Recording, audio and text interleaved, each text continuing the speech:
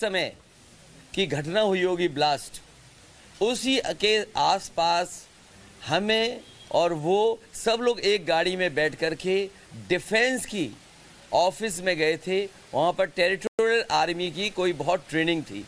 अगर मैं आतंकवादी हूँ तो वो भी आतंकवादी होंगे। और ये बात पूछिए आप उनसे कि क्या आप एक गाड़ी में मुझे बैठा करके नीरज शेखर खुद टेरिटोरियल आर्मी की ट्रेनिंग को लेकर के डिफेंस में लेके गए थे, नहीं कि लेके गए थे? तो इसका मतलब क्या निकाले हम? और फिर देश के बड़े बड़े उद्योगपति जो पैसा लेकर बैंकों के भागे, उनकी तस्वीर किसके साथ है? वो कहते हैं कि देखिए, ये भाषा इसलिए बदली है कि हमारे बाबा मुख्यमंत्री को समझ में नहीं आ रहा। आज जब मैं अखबार उठा करके देखा हूँ, वैसे तो बाबाओं के नाम बड़े अलग अलग तरीके से लिए जाते हैं।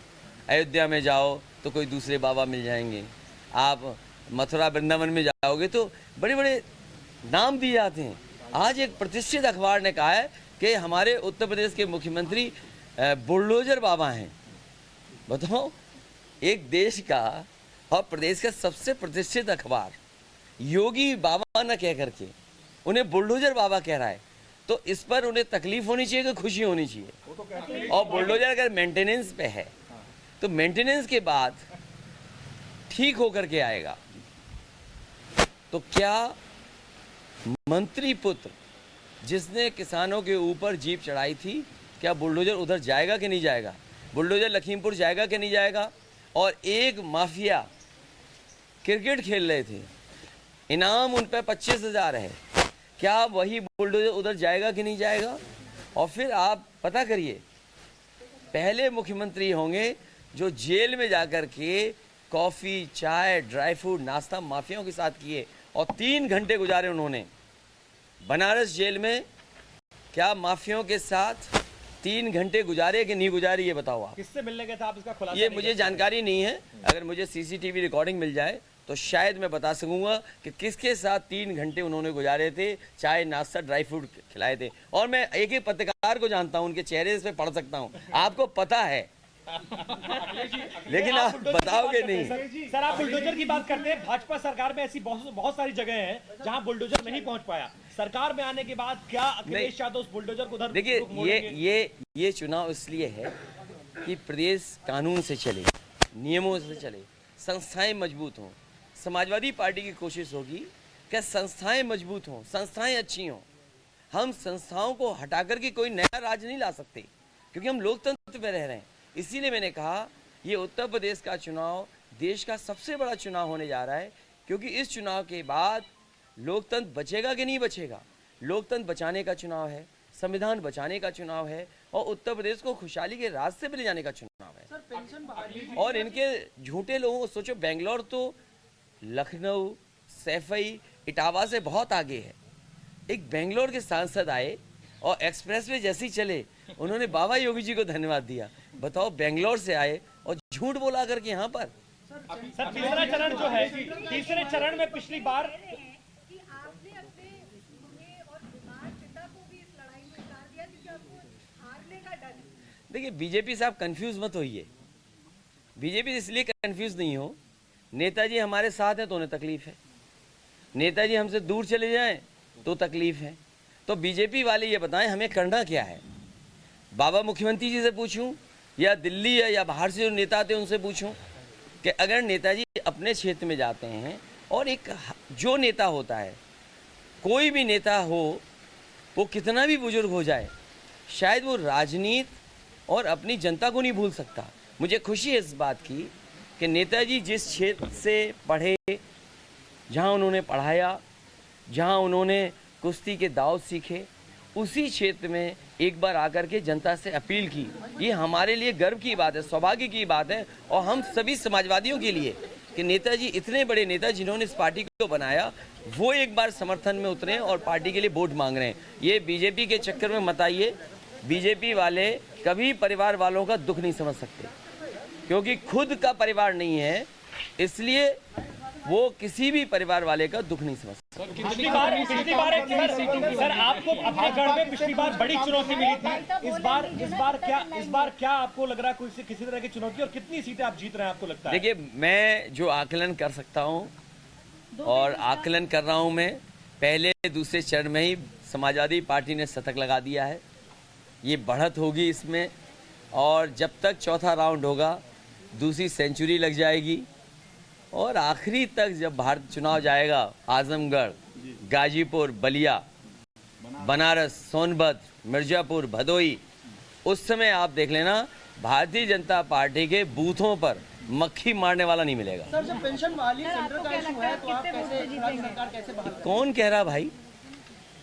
आप कलकत्ता में देखिए और जगह देखिए, पुरानी पेंशन बहाल हुई है, और पुरानी पेंशन के लिए बाकायदा हमने फाइनेंशियल एक्सपर्ट से बात की है, और फाइनेंशियल एक्सपर्ट जो पुराने अधिकारी सरकार में रहे, वित्त विभाग जिन्होंने देखा है, वो उनसे राय लेकर के और कर्मचारियों के साथ बैठक करके ही ये फैसला लिया है। अगर आप मुख्यमंत्री बनते हैं तो क्या जो चीजें आपको गलत लगती हैं आप उन्हें केशव बदल जी, देंगे? कौन से केशव जी? एक केशव हमारे लड़ रहे हैं चुनाव, वो जीतने जा रहे हैं।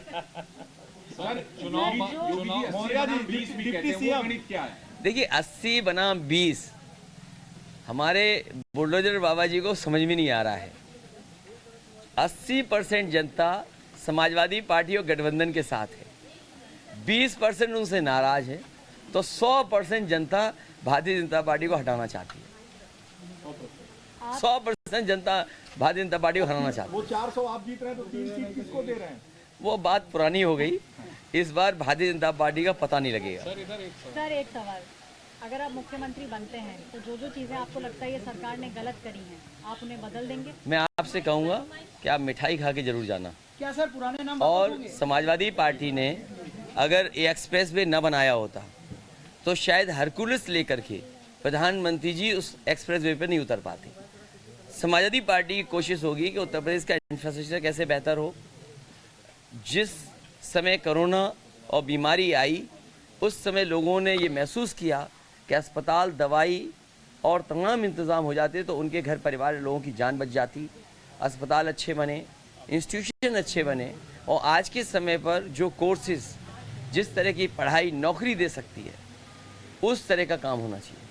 सर, सपा गठबंधन को क्या चुनाव के बाद किसी और की जरूरत पड़ सकती है? इस बारे में विचार करें। मैंने आपसे कहा कि इस बार गठबंधन न जाने कहाँ कितनी सीटें जाकर के रुकेगा, किसी के सहयोग और समर्थन की जरूरत नहीं पड़ेगी।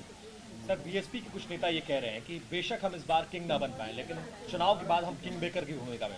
मैं अभी कुछ नहीं कहना चाहता हूं, लेकिन बहुत बड़ी संख्या में अम्बेडकरवादी ये महसूस कर रहे हैं कि जिस तरीके से आरक्षण से खिलवाड़ हो रही है, संविधान से खिलवाड़ हो रही है, वो बड़े पैमाने पर समाजवादी पार्टी के साथ खड़े हो गए हैं।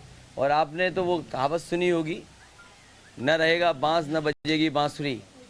तो सोचिए, प्राइवेटाइजेशन जैसे जैसे होता जाएगा, बाबा साहब का दिया हुआ जो अधिकार और सम्मान वो कैसे मिल पाएगा। इसलिए बड़े पैमाने पर समाजवादियों के साथ अम्बेडकरवादी खड़े हो गए हैं और बीजेपी को हराने के लिए उत्तर प्रदेश में मतदान कर रहे हैं। जिन शहरों के नाम भूले गए हैं वो शहर वापस नाम आएंगे वही?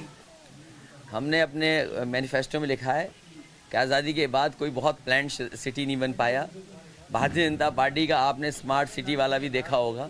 इसलिए 2 नए शहर, या अगर संभावनाएं होंगी तो नए शहर कैसे बसें, उस दिशा में समाजवादी पार्टी सरकार में काम होगा। अखिलेश जी, शिवपाल जी कह रहे हैं कि मेरे और अखिलेश यादव के बीच में ये कंपटीशन है कि कौन ज्यादा मतों से जीतेगा, तो वो कह रहे हैं कि वो जीतेंगे। मैं तो चाहता हूँ, क्योंकि मैं खुद वोट देकर आया हूँ, तो चाचा ही जीते।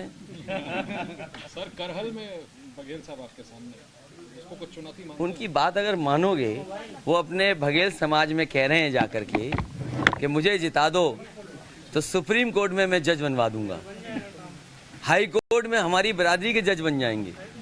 सोचिए बात, ये बातें कह सकते हो? वो कहते हैं बरादरी का हमारा सब किसी ने छीन लिया है हमारा। तो किस, बताइए आप, एक लॉ मिनिस्टर ये कह रहे हैं कि अगर मुझे जिता दोगे आप तो अपनी बरादरी के हाई कोर्ट और सुप्रीम कोर्ट में जज होंगे। आप बताओ, देश और दुनिया को देखते हो, समझते हो? एक विधानसभा का चुनाव लड़ने वाला हाई कोर्ट जज बनाएगा, सुप्रीम कोर्ट जज बनाएगा। इसीलिए